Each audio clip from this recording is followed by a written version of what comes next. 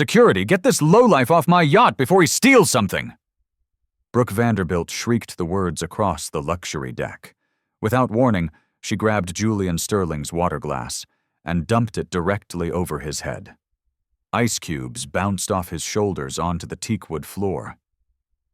Whoops, maybe that'll cool you down? She shoved him backward with both hands, hard. Julian stumbled, his simple gray blazer now soaked and clinging to his frame. 200 guests in glittering evening wear turned to stare. Several pulled out phones. Brooke smirked, hands on her hips. The staff entrance is around the back, boy. Try the kitchen. They might need dishwashers. Julian steadied himself, water dripping from his salt and pepper beard. The crystal chandeliers above cast perfect light on his calm, intelligent eyes. He said nothing. Have you ever been humiliated so publicly that everyone assumed you deserved it? Except you owned the place? 7:47 p.m. Guest arrival ends in 13 minutes. The digital display above the yacht's main entrance flickered with the countdown. Brooke Vanderbilt straightened her sequin-studded dress, her confidence restored after the public humiliation she'd just delivered. Around her, guests resumed their conversations, champagne glasses clinking against the backdrop of San Francisco's glittering skyline. Julian Sterling stood perfectly still, water still dripping from his beard onto the polished teak. He reached into his blazer pocket for a handkerchief, a simple movement that revealed the gleam of an Audemars Piguet Royal Oak on his wrist. The watch disappeared back under his sleeve before anyone noticed. "Ma'am?" Julian said quietly, his voice carrying the refined cadence of a Stanford education. "I believe there's been a misunderstanding. If I could just show you my—" "Save it." Brooke's laugh was sharp enough to cut glass. "I've worked on these events for 5 years. I know every trick in the book."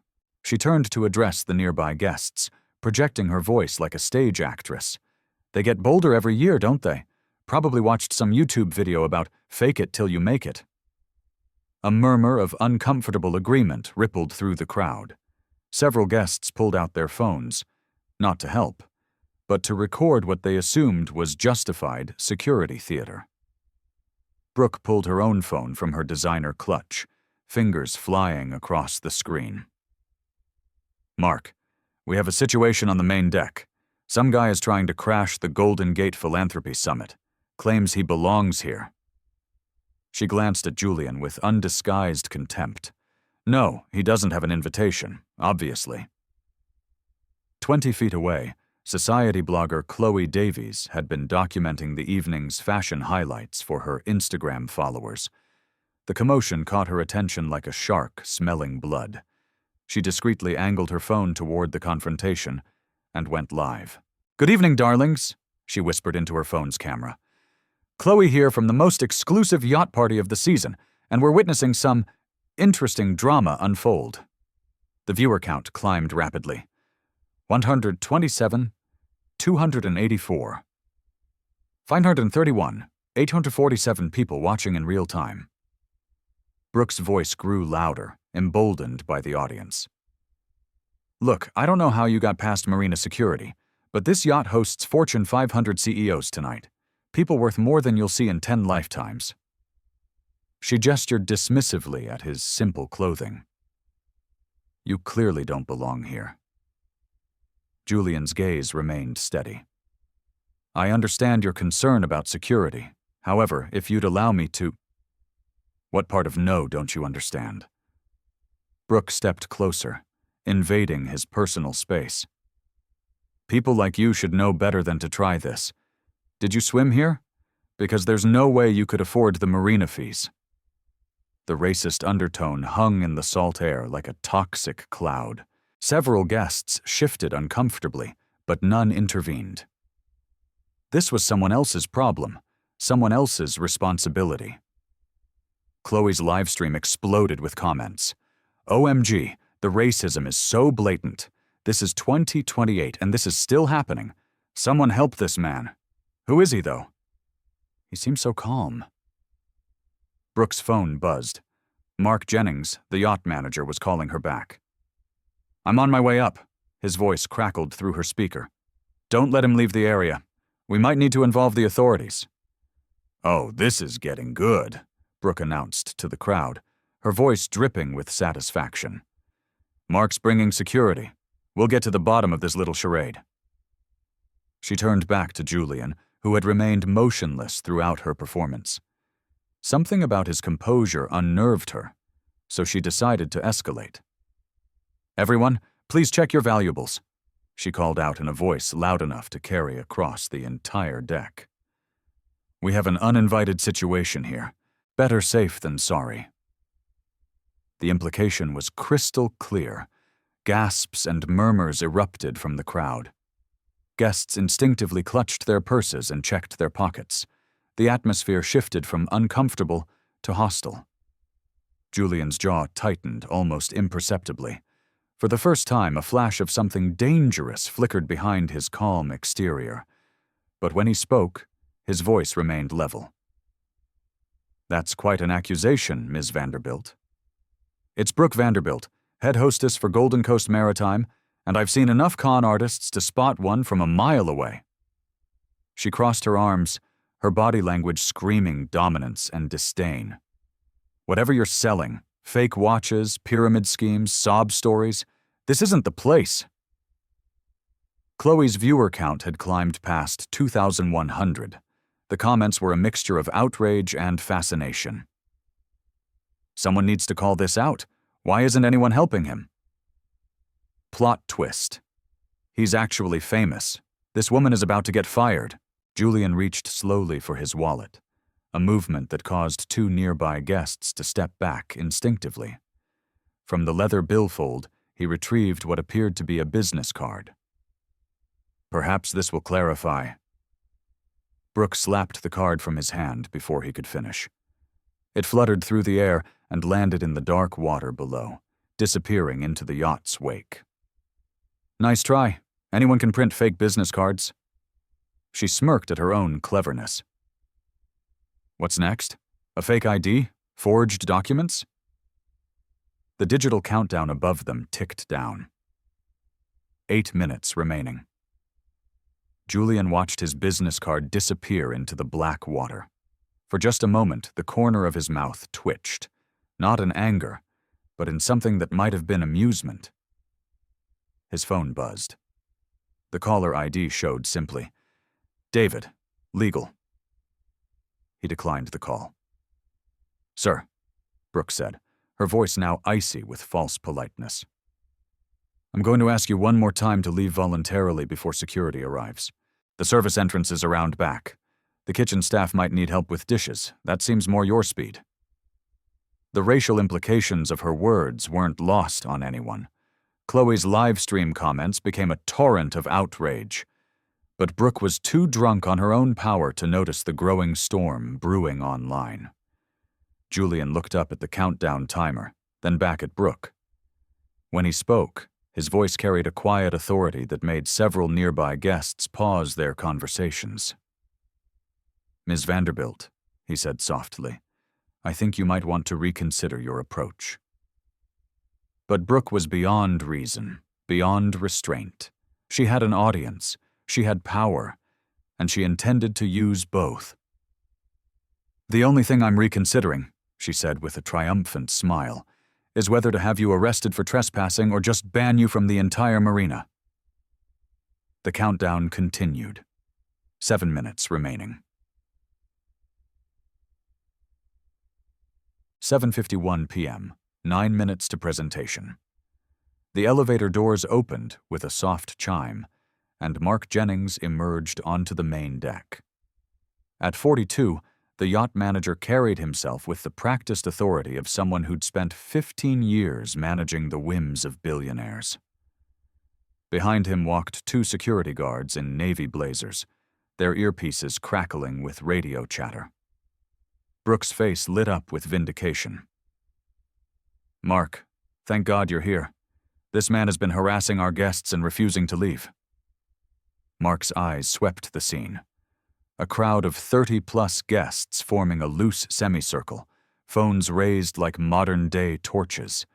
At the center stood a middle-aged black man in simple attire, water stains still visible on his clothing. The man's posture was relaxed, almost serene, which struck Mark as odd for someone supposedly caught trespassing. "Sir," Mark began, his voice carrying the diplomatic tone of a seasoned hospitality professional. "I'm Mark Jennings, manager of the Oracle. There seems to be some confusion about your presence here tonight. We'll need to see proper identification and your invitation." Chloe Davies adjusted her phone angle, ensuring her 2,847 viewers could see everything. The comments were flowing like a digital waterfall. "This is getting intense." Why is he so calm, though? Something doesn't add up here. That woman is so racist it hurts. Julian reached calmly for his wallet. The movement was deliberate, unhurried, but Brooke couldn't contain herself. "He's stalling!" she shrieked, pointing an accusatory finger. "I already caught him with fake documents. Just remove him before he causes more trouble." Mark held up a hand, his manager's instincts telling him something was wrong. In 15 years of yacht security, genuine trespassers were usually agitated, defensive, or trying to flee. This man exhibited none of those behaviors. "Brooke, let's follow protocol," Mark said carefully. "Sir, may I see your identification?" Julian's wallet was Italian leather, understated but clearly expensive. As he opened it, Mark caught a glimpse of multiple black cards, the kind reserved for clients with 8-figure net worths. But before Julian could extract anything, Brooke struck again. "Don't fall for it, Mark. I've seen this scam before. They carry fake everything, IDs, credit cards, business cards. Probably got them from some website for $50. The crowd murmured agreement. To them, Brooke's explanation made perfect sense. Why else would someone so clearly out of place be so confident? One of the security guards stepped forward. "Sir, how did you gain access to the marina? Do you have a membership card?"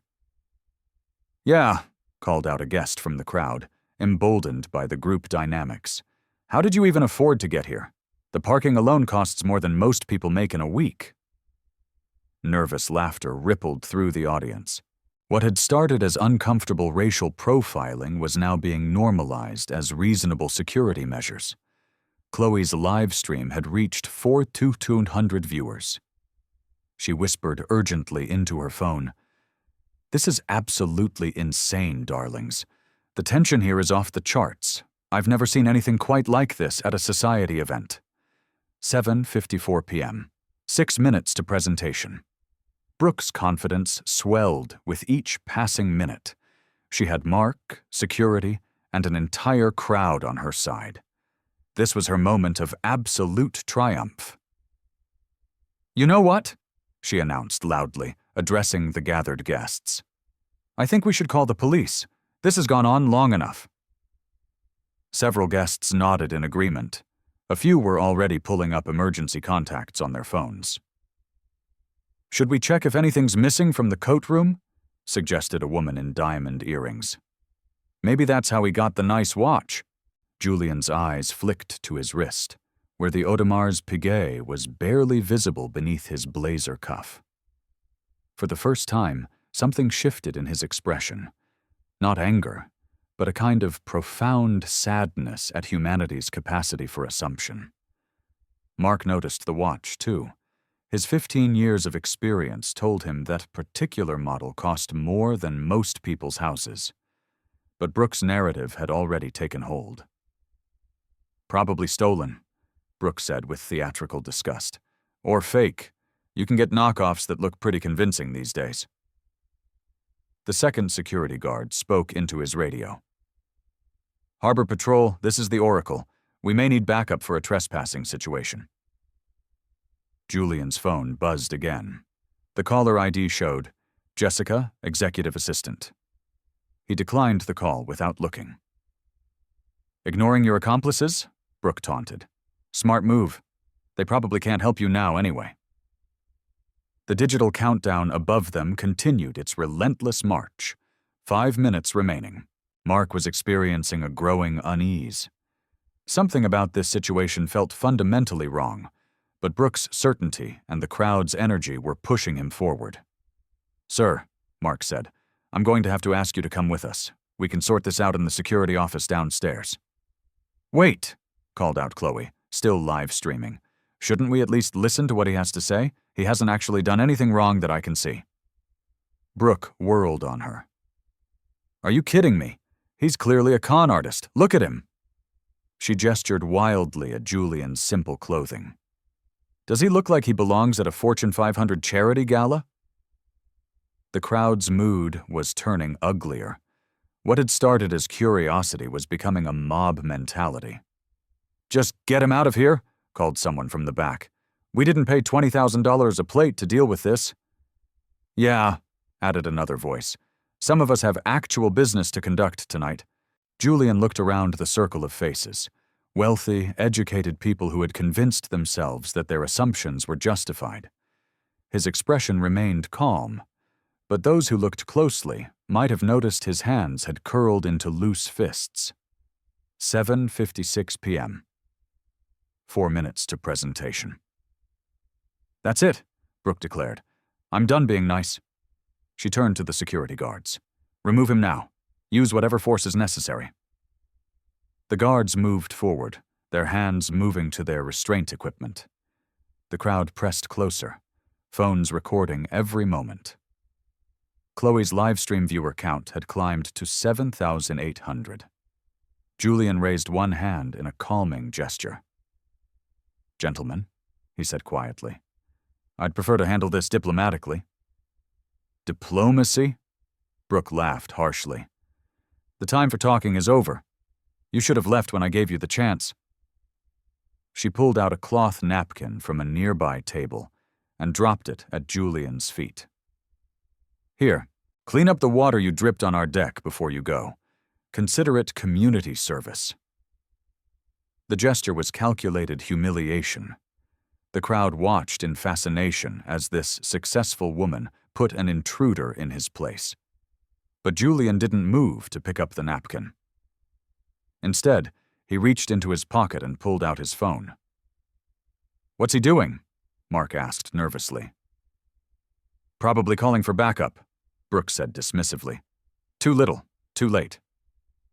Julian's thumb hovered over a contact labeled simply Bridge. The countdown timer showed 3 minutes remaining until the Sterling Innovations presentation was scheduled to begin. For the first time all evening, Julian smiled. It wasn't a pleasant smile. "Ms. Vanderbilt," he said softly, "I think it's time we ended this charade." His finger pressed the call button. Within seconds, every screen on the yacht went dark. 7:57 p.m., 3 minutes to presentation. The yacht's massive LED screens flickered once, then went completely black. The subtle background music that had been playing throughout the evening cut out abruptly. Even the decorative lighting dimmed, leaving only the essential navigation lights and emergency illumination. 200 guests looked around in confusion. The sudden technological failure felt ominous, like the calm before a storm. The captain's voice crackled over the intercom system. "Ladies and gentlemen, tonight's scheduled presentation has been temporarily postponed due to technical difficulties. We apologize for any inconvenience." Brooke's triumphant expression faltered for just a moment. "Weird timing," she muttered, then quickly recovered her composure. "Probably overloaded circuits. These old yachts can't handle too much electronics." But Mark Jennings had gone pale. In 15 years of managing luxury vessels, he'd never seen a systematic shutdown like this. His radio crackled with urgent chatter from the bridge crew. Julian slowly returned his phone to his pocket. The simple movement drew every eye in the crowd. When he spoke, his voice carried a quiet authority that seemed to cut through the evening air like a blade. "Mr. Jennings," he said calmly, "I own this yacht." The words hung in the air like a physical presence. Nobody moved. Nobody breathed. Brooke's laugh was shrill, almost hysterical. Right, and I'm the Queen of England. Mark, don't listen to this lunatic. But Mark was frantically scrolling through his tablet, accessing the yacht's registration database. His hand shook as he pulled up the ownership documents. Owner, Julian Sterling. Registration, The Oracle Holdings, LLC. Purchase date, March 15, 2026. Value, $127 million. Mark's tablet slipped from his nerveless fingers and clattered onto the teak deck. Chloe Davies's live stream had exploded to 12,400 viewers. The comments were a blur of shock and disbelief. No way! I knew it! That woman is so screwed! Oh my God, oh my God. That's impossible, Brooke whispered, but her voice had lost its edge. For the first time all evening, doubt crept into her eyes. Julian reached into his blazer and withdrew a slim device. The yacht's master key fob. With a soft beep, the navigation lights changed from white to blue, then back to white. A simple demonstration, but one that sent shockwaves through the crowd. The Oracle is my personal vessel, Julian said quietly. I purchased her from the Monaco Yacht Show 2 years ago. Mark scrambled to pick up his tablet, his face flushed with horror. Sir, I had no idea. Your photos in the company database must be outdated. I prefer to maintain a low profile at my own events, Julian finished. Brooke was backing away slowly, her brain struggling to process this reversal of reality. No. This is some elaborate con. You can't just… Ms. Vanderbilt, Julian interrupted, his voice still maddeningly calm. What company do you think is hosting tonight's charity gala? He gestured toward the main banner that hung across the yacht's upper deck. In elegant silver lettering, it read, Sterling Innovations Foundation Annual Community Investment Gala. The banner had been hanging there all evening. Everyone had seen it. But now, for the first time, they were actually reading it. Brooke's eyes went wide as the full magnitude of her mistake crashed over her like a tsunami. Her mouth opened and closed soundlessly, like a fish gasping for air. Sterling, Innovations, she whispered. Forbes ranked us 15th among America's fastest-growing private companies last year, Julian continued conversationally. $18.2 billion in annual revenue, 67,000 employees across 38 countries. The crowd was beginning to recognize him now. Phones were frantically Googling Julian Sterling CEO. Images appeared. Magazine covers, business conference keynote speeches, the Time Magazine Innovator of the Year feature from 2027. Oh my God, breathed someone in the crowd. He's really… Chloe's viewer count had climbed past 18,000. She was whispering urgently into her phone. Darlings, I am witnessing the most incredible reversal in social media history. This woman just racially profiled one of America's most successful black entrepreneurs on his own yacht at his own charity event. Mark was now reviewing Brooke's employment contract on his tablet, his face growing paler by the second. Sir, on behalf of Golden Coast Maritime, I must offer our most sincere… Mr. Jennings, Julian said quietly, we'll discuss your company's protocols later. Right now, I'm more interested in understanding Ms. Vanderbilt's decision-making process. He turned to face Brooke directly. She was trembling now, the full weight of her actions crushing down on her like an avalanche. You assumed I was a criminal? Julian said, his voice carrying no anger, only profound sadness. You assumed I was poor. You assumed I was lying. You assumed I was dangerous. He paused. All based on what, exactly? Brooke's mouth moved soundlessly. The answer was obvious to everyone present, but saying it out loud would be admitting to something that could destroy her career, her reputation, her entire life. I was just… Security protocols required… she stammered. Security protocols, Julian repeated thoughtfully. Mr. Jennings, does Golden Coast Maritime have a policy regarding racial profiling? Mark's voice was barely a whisper. Zero tolerance, sir. Immediate termination. The crowd was silent now, the only sounds coming from the gentle lapping of waves against the hull and the occasional ping of Chloe's live stream notifications. Julian looked up at the digital countdown, which now showed 1 minute remaining. Ms. Vanderbilt, he said quietly, tonight's event was scheduled to announce a $75 million donation to historically black colleges and universities, the largest single contribution in HBCU history. Brooke's knees buckled. She grabbed onto a nearby railing to keep from falling. The presentation was to begin in, Julian glanced at his Audemars Piguet, 57 seconds. Instead, we're having this conversation. He looked around at the crowd of wealthy guests, all of whom were now staring at Brooke with expressions ranging from horror to disgust. My grandfather, Julian continued, his voice carrying the weight of history, was denied service at restaurants across the South. My father couldn't get business loans from banks that are now our clients. I built a billion-dollar company from nothing. He paused, letting the words sink in. Yet here we are, in 2028, and you looked at me and saw exactly what they saw 60 years ago. The countdown reached 0. The screens remained dark.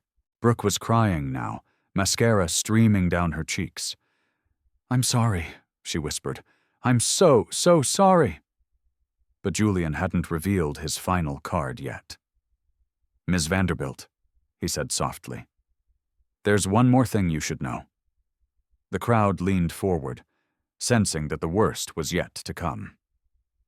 The contract between Sterling Innovations and Golden Coast Maritime is worth $187 million annually. Mark's tablet clattered to the deck again. It represents 1,247 jobs at your company. Brooke's sobs became audible now. She had humiliated not just herself, but potentially destroyed the livelihoods of over 1,000 families. All because, Julian concluded quietly, you couldn't imagine that a black man in simple clothes might belong in the same space as you. Chloe's live stream had reached 25,000 viewers. The story was already spreading across social media platforms like wildfire. The reckoning had only just begun.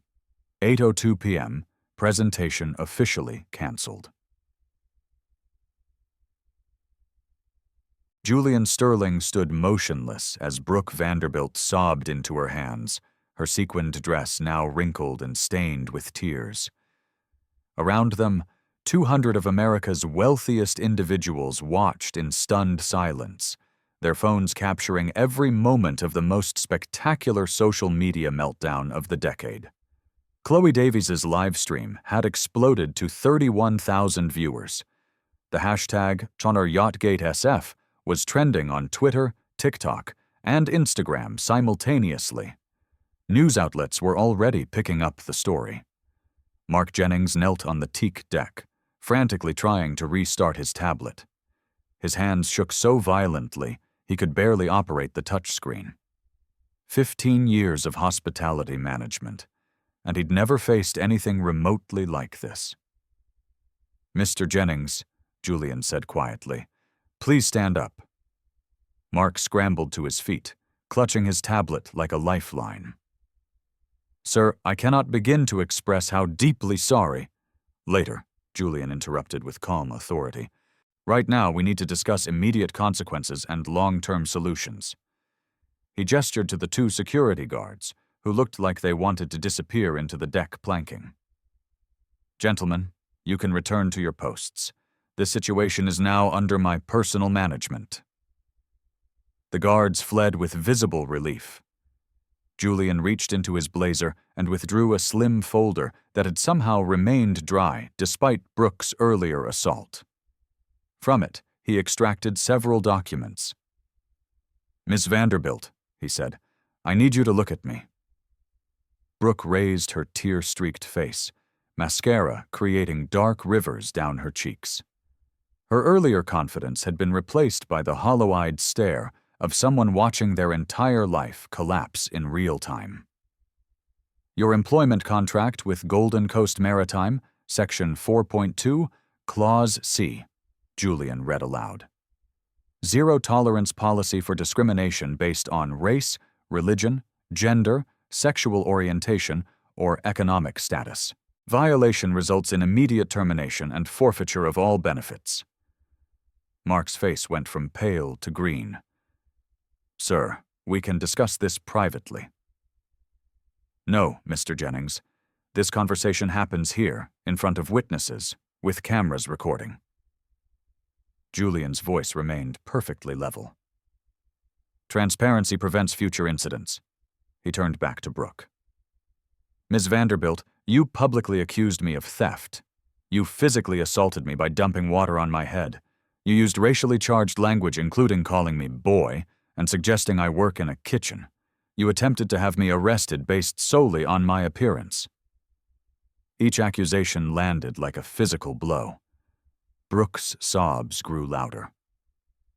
The legal precedent for cases like this is substantial, Julian continued, consulting his documents.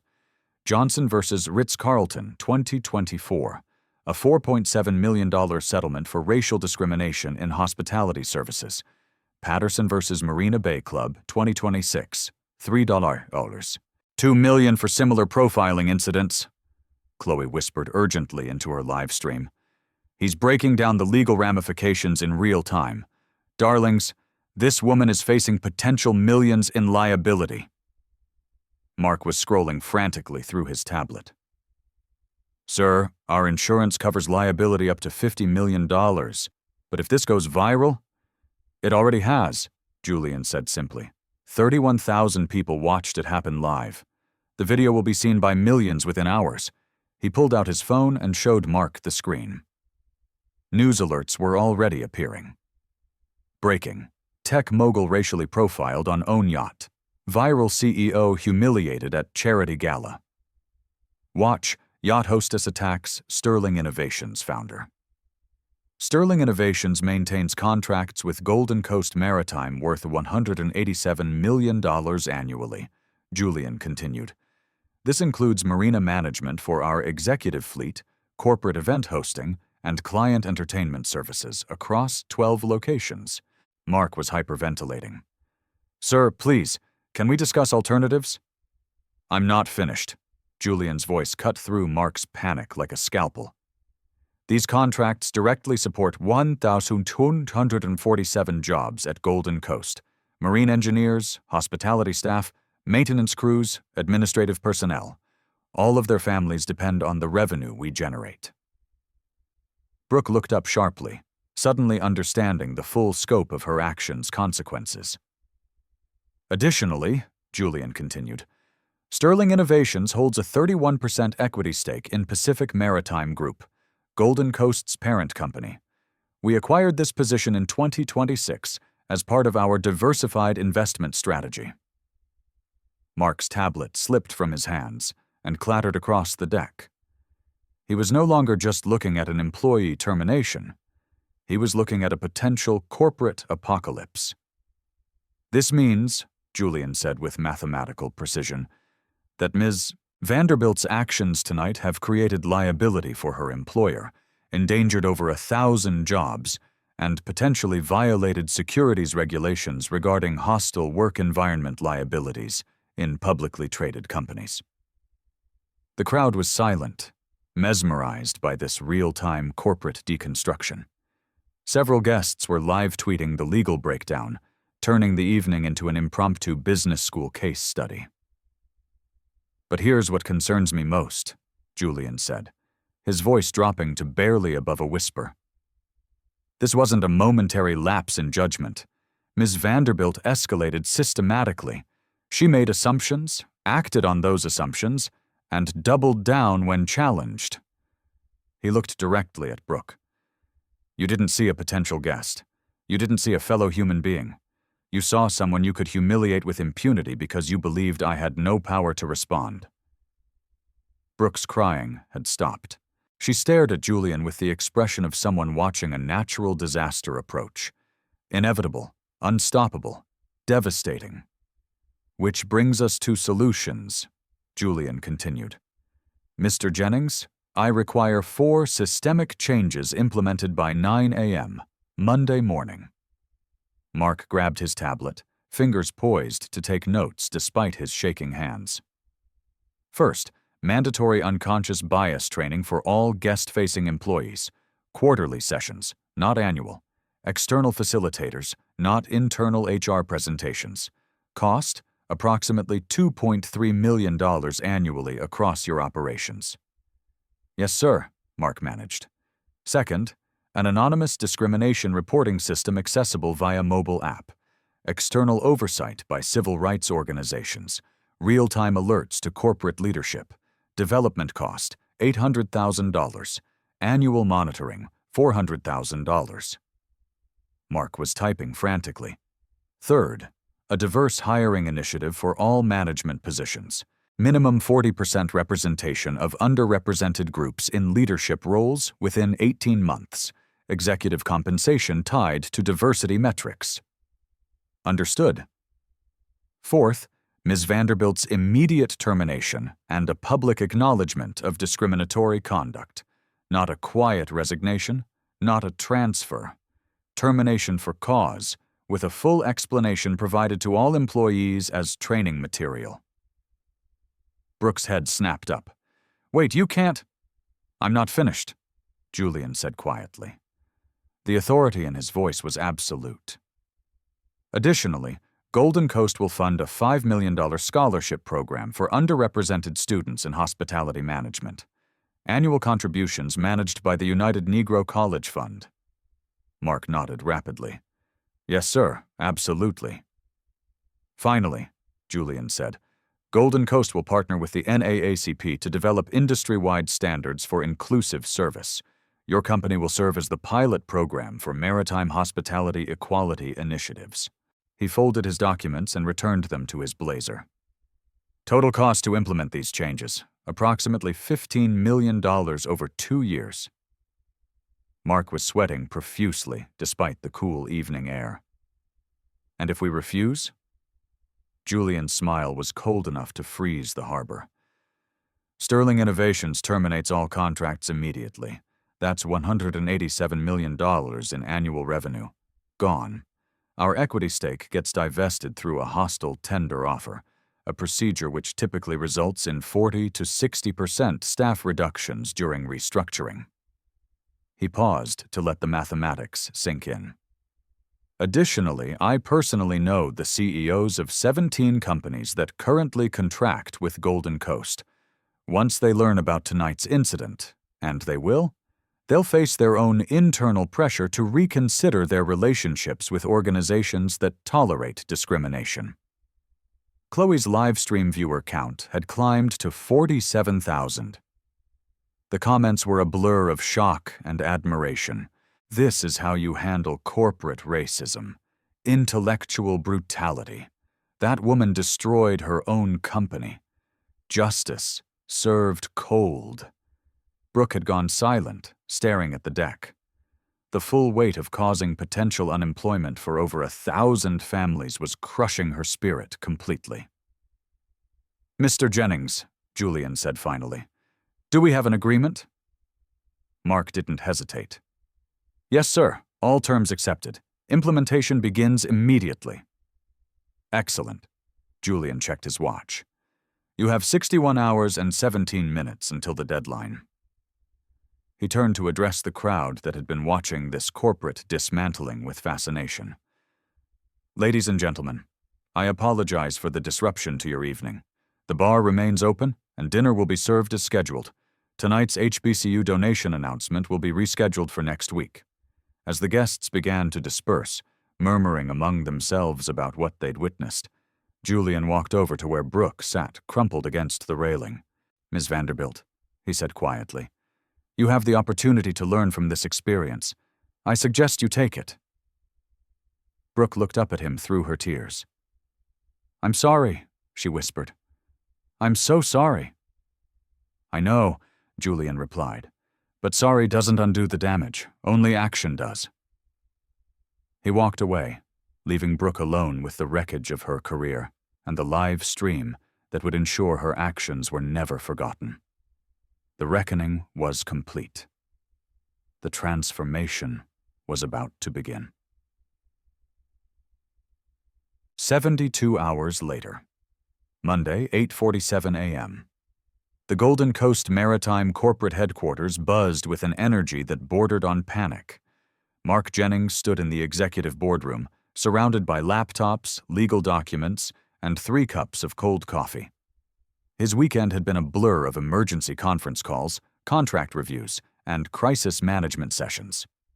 Chloe Davies's original live stream had been viewed 2.3 million times. The hashtag #YachtGateSF had generated over 847,000 posts across all platforms. CNN, MSNBC, and Fox Business had all run segments about the incident. The Wall Street Journal was preparing a front-page story titled, "When Bias Costs Billions." Mark's phone buzzed with a text from his assistant. Sterling Innovation's legal team arriving in 13 minutes. He looked around the conference table at his hastily assembled implementation team. Head of HR Sandra Lane, Director of Operations Miguel Santos, and newly hired diversity consultant, Dr. Angela Davis, whom they'd recruited at triple her usual rate for emergency consulting. "Status report," Mark said, his voice hoarse from 3 days of non-stop meetings.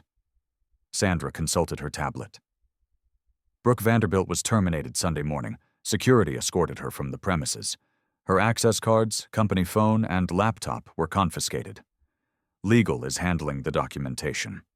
Public acknowledgement posted to the company website and social media at 6:00 a.m. Press releases went out to all maritime industry publications. We're taking full responsibility for the discriminatory incident and announcing our comprehensive reform package. Miguel pulled up a projection screen. Unconscious bias training contracts are signed. Catalyst Consulting will begin sessions Thursday. All 2,047 guest-facing employees across 12 locations will complete the program within 90 days. Dr. Davis leaned forward. "I've reviewed your existing diversity metrics. They're abysmal.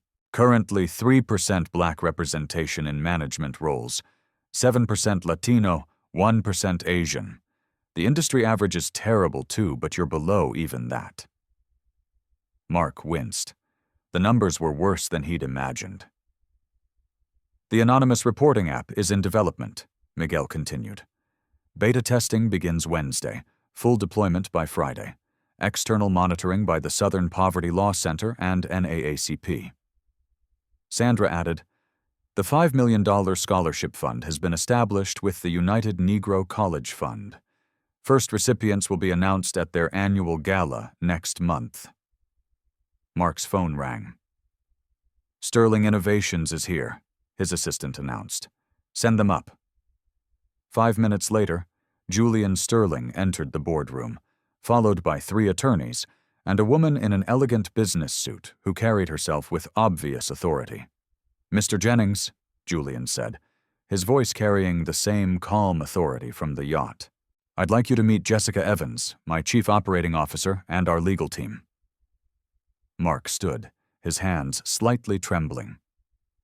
"Mr. Sterling, thank you for coming. We've implemented everything you requested. Show me." For the next hour, Mark's team presented their comprehensive reform package. Julian listened without comment, occasionally asking pointed questions that revealed his deep understanding of corporate operations. "The bias training curriculum," Dr. Davis explained, includes specific modules on unconscious racial profiling, economic assumptions, and service industry best practices. Each session includes real case studies, including the incident from Saturday night. Julian's eyebrow raised slightly. "You're using Saturday's events as training material?" "With your permission," Mark said quickly. "We believe transparency about our failures is essential for preventing future incidents." "Approved." Jessica Evans reviewed the diversity hiring metrics. Your timeline for 40% representation in management seems aggressive. Most companies take 3 to 5 years for this level of change. We're not most companies, Mark replied. We nearly lost our largest client due to systemic discrimination. Aggressive change is the only option. Julian's legal team reviewed the anonymous reporting system specifications. External oversight is crucial, one attorney noted. Internal systems lack credibility with affected employees. That's why we partnered with civil rights organizations, Sandra explained. All reports go directly to external monitors. Corporate leadership receives quarterly summaries, but individual complaints are handled independently. After 2 hours of detailed review, Julian stood. Mr. Jennings, your implementation appears comprehensive. However, execution will determine success. Understood, sir. There's one additional element I'd like to discuss. Julian pulled out his phone and showed Mark a news article. 3 other yacht management companies have announced similar diversity initiatives since Saturday. Your incident is catalyzing industry-wide change. Mark felt a complex mixture of shame and pride. Their public humiliation was becoming a force for broader reform. Which brings me to my proposal, Julian continued. Sterling Innovations wants to partner with Golden Coast to develop the Maritime Industry Inclusion Standards, a comprehensive framework that other companies can adopt. Mark blinked in surprise. You want to expand this partnership? Discrimination isn't a Golden Coast problem, Mr. Jennings.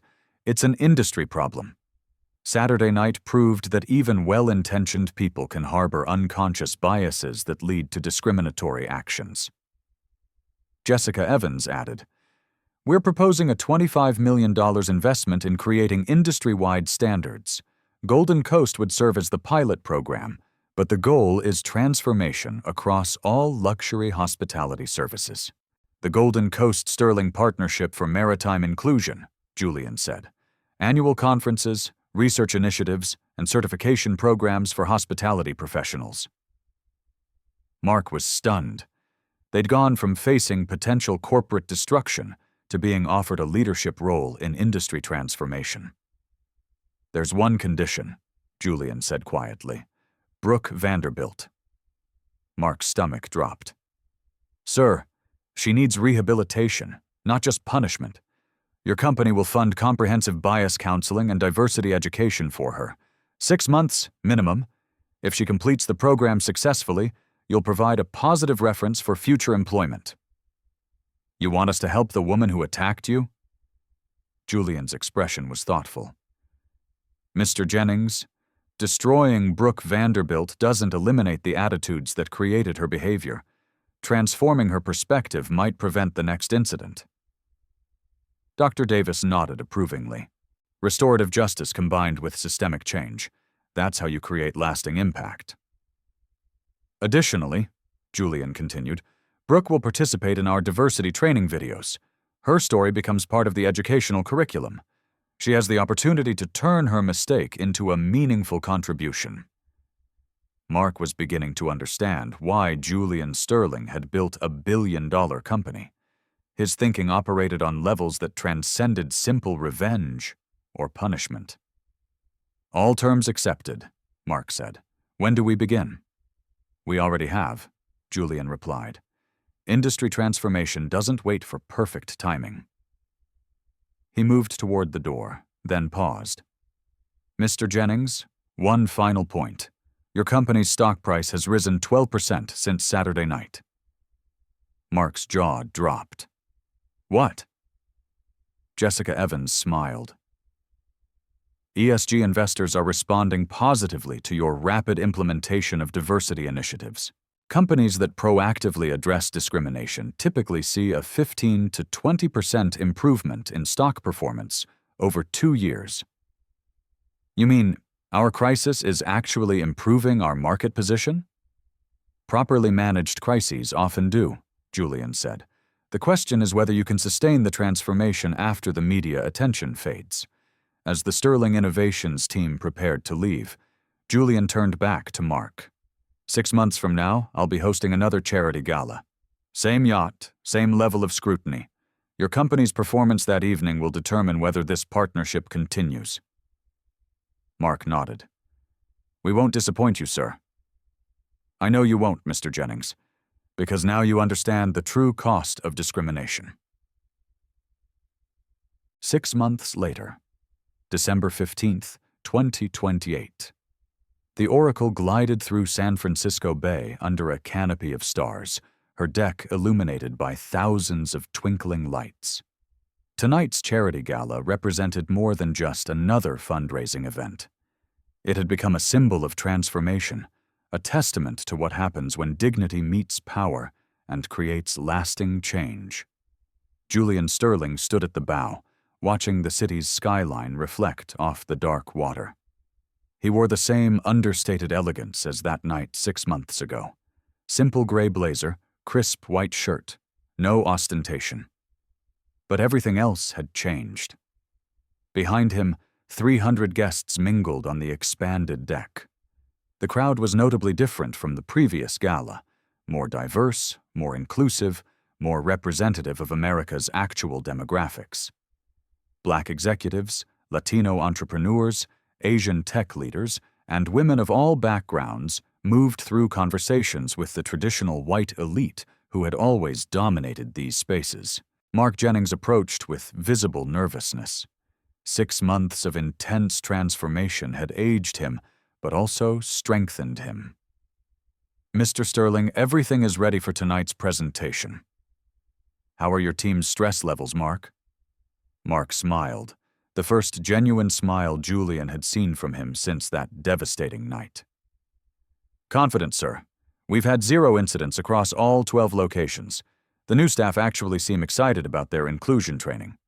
And Brooke, she graduated from the rehabilitation program last month, top of her class. She's speaking at the National Restaurant Association conference next week about unconscious bias in hospitality." Julian nodded approvingly. Transformation, not destruction.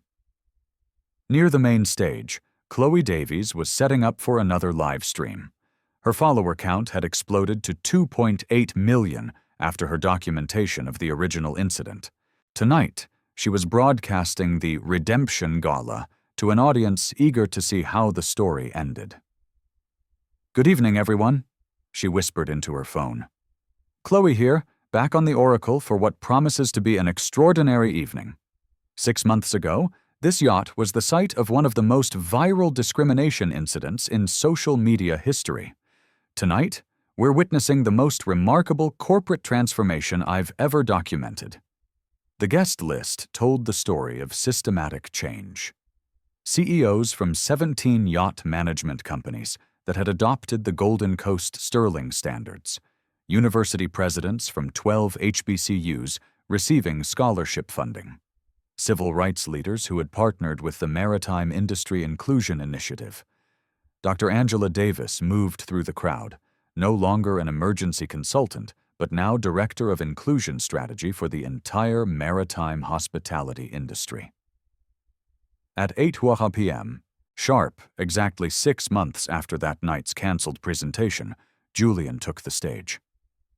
The crowd fell silent with anticipation.